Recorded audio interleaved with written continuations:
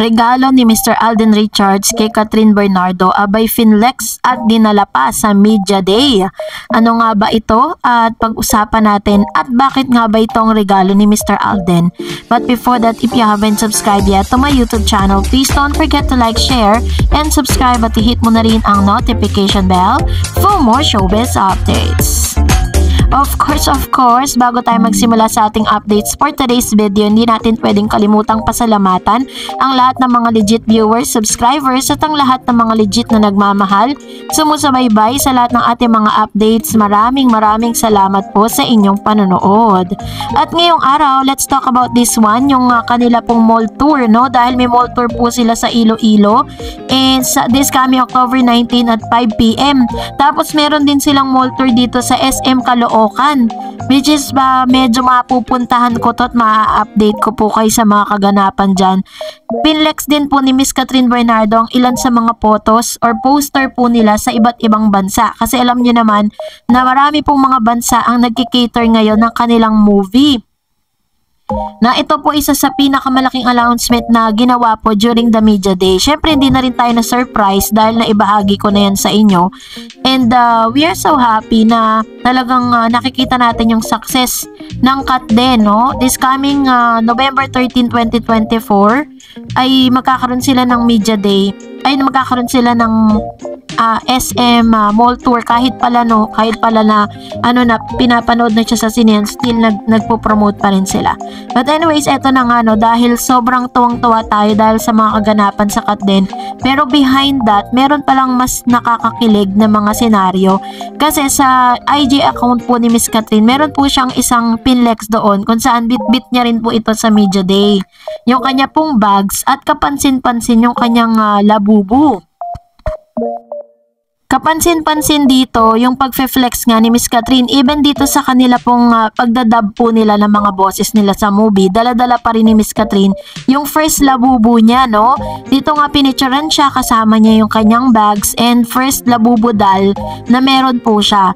And base po sa research, meron po ako nakita nito nung galing po si Mama Te nag-post po ng labubu. Ito mismo yung pinost niya sa kanyang Instagram stories. Kasi pag stories kasi, within 24 hours, nawawala talaga siya. Pero naibigay ko to sa inyo eh. Hindi lang natin alam kung kanino pa ibibigay tong labubu na to. Yun pala kay Miss Catherine Bernardo pala siya.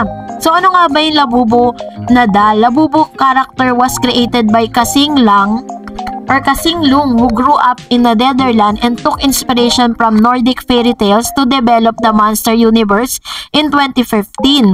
The character in this series, including Labubu, are modeled after mythical creatures like elves, fairies, and monster. Marami po sa mga celebrities ngayon, even Vice Ganda, kung mapapansin niyo if you're watching yung kanilang show, It's Showtime, makikita nyo na sobrang dami niya ng Labubu dolls. And this is gonna be the first labubu doll of Miss Catherine. At base po sa mga nagkalat or base po sa mga malalapit na kaibigan at malalapit na tao sa buhay ni Mr. Alden Richards, pinost po ito ni Mama Ten sa kanyang IG account. Ang akala ko kay Mama Ten, yung pala kay Miss Catherine Bernardo pala ibibigay. And base po doon, it was came from or binili pa siya sa Japan. So bakit nga ba to? The name Labubu might sound unfamiliar to the most, but this cute doll has skyrocketed in popularity after K-pop idol Liza from Blackpink was spotted accessorizing with it. Labubu has now become coveted item among collectors worldwide, including in Indonesia. So, kahit pong iba-ibang mga celebrity dito sa Pilipinas ay nagko-collect nito. Hindi ko lang alam kung ilang labubu meron po si Miss Catherine. Kasi even itong si Miss Marian Rivera, Rupa Gutierrez, marami pong mga celebrity na talagang naloloko dito sa labubu doll na ito. Base po kay Miss Vice Ganda sa kanya pong post sa YouTube na parang kino-consider siya as a lucky charm. No? So parang binigay ito ni Mr. Alden Richards to Miss Catherine to tell them that Miss Catherine is his lucky charm. Diba? Ang saya. At ang maganda pa rito, sobrang love na love ni Miss Catherine yung first labubudal niya that was came from Mr. Alden Richards. How sweet, diba, ni Mr. Alden para po magpabili pa niyan siya sa Japan para gawin niya pa yan kay Miss Catherine. Tapos ngayon magtatanong pa kayo if he's courting Miss Catherine.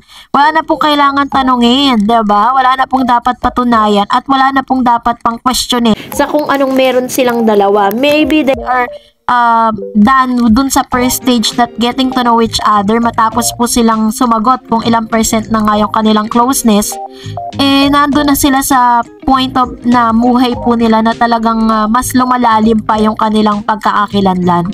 So, dahil dyan, happy tayong lahat. And for that, narito ang ilan sa mga komento po ninyo. Sabi ni Ma'am si Teresita Segundo, kaya siguro hindi aminin kasi ayaw niyang masaktan yung isang tao. Sino po yun? Sino po yung tinutukoy niyo doon? Sino po yung isang tao tinutukoy ni Ma'am si Teresita Segundo? Paki-elaborate para at least mat natin yung mga sinasabi po ninyo. Sabi ni Miss Tess Banblet, nag-boom ang Catherine nang dahil kay Alden. Tulad ng Alda, biglang boom ni Maine. After that, biglang humina na si Mengay. Basta Alden Richards siya ang nagdadala ng partner. Go Alden Richards. Ay, hindi po ako masyadong sang-ayon doon kasi ang alam ko po, dalawa po silang nag-work for that. Kasi Alden Richards can do a movie alone and Miss Catherine also. Pwede siyang gumawa ng sarili niyang movie na kumikita at nagba-blockbuster. Sabi ni Ma'am si Analita Zaratan, kahit di na aminin si Kat at Alden, kita naman sa galawan nila love. Love you Kat din. Very true tong sinabi ni Ma'am si Analisa, diba? Tulad ng sinabi ko, hindi na kailangan pang lumabas mismo sa bibig nila kasi sa mga gestures nila, sa mga love language po nila, makikita natin na talagang may something special na between them. Love it, hawak-hawak ni Alden yung damit ni Miss Catherine. True, diba? Parang lahat na ata ginanapan ni Mr. Alden Richards to Catherine. Kasi sabi niya maalaga daw talaga siya. Sabi ni Mr. Ireneo Rodriguez Mesa, Kat din nakakilig sa media. Day nilang galing sumagot ng Kat din. Thanks Miss Dareds, God bless you. True po yun. Actually, kung nakikita natin sila, hindi pa nga sila sobrang ano pa dyan hindi pa sila sobrang showy kung ano ba talaga sila off-cam. Pinapakita lang nila talaga kung ano yung parang very demure, very cute, diba? Parang ganun lang, sabi, pero ang dami pong kinikilig sa kanila. Sabi ni Jose pala to. Jose Hinegere. I'm going home this December. I hope I can watch their movie and I hope still showing. Naku po, December po. Sana nga, Dara magdirect. Bagay, November to December naman yan Hanggat may nanonood po sa cinema, hindi po yan tatanggalin. Pwede nga yan mag-abot po yung yung ba meron po mga movie na pang film festival. Yun yung sinasabi po ng isang viewer natin na possible daw na biglang tanggalin siya sa sinihan kapag po pumasok yung mga pang film fest. Pero sabi ko, as long as na may mga nanonood pa rin, hindi po makaka-apekto yun. 'Di ba? Mas madadagdagan pa nga yung kita ng mga sinihan. And sabi pa ulit niya, Alden don't care about what other people say. He's showing how he cares about Catherine. As a mother, I will treasure what Alden do for her. I hope Catherine see that too. Yes, of course. Alam ko naman na-appreciate ni Miss Catherine Bernardo lahat ng effort na ginagawa ni Alden Richards for her. Kung nagustuhan mo ang video na ito, huwag mo kalimutan mag-like, mag-share, at mag-subscribe, at i-follow mo na rin ang aking Facebook page, Dareds TV. And also, I have my TikTok account, which is Dareds TV. Pwede nyo rin po akong i-follow doon. Thank you for watching, guys. God bless everyone!